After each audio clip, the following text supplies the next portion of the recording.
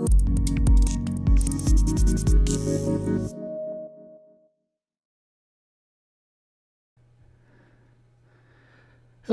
I'm going to show you how to crop an image in Illustrator.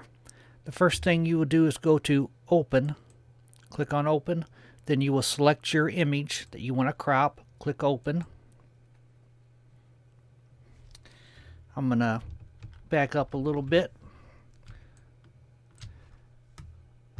Make sure that your selection tool is selected, then select your image. And then off to the right here, you will click on the tab that says Crop Image. And from here, you'll take the corners, one of the corners, and you'll adjust your image to however you want it. I'm going to do mine just about like this. And then you will click off to the right, you will click Apply.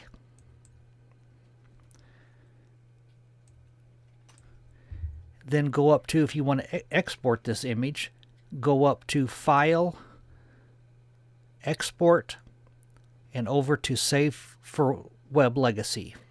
Click on that. It'll take a second for it to load.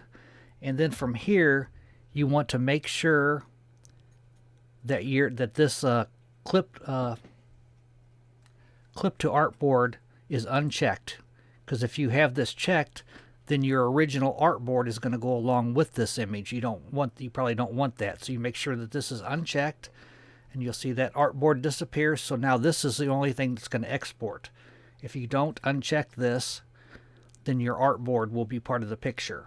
So make sure that this is unchecked. And then you just click Save. It asks you where you want to save it to. Click Save.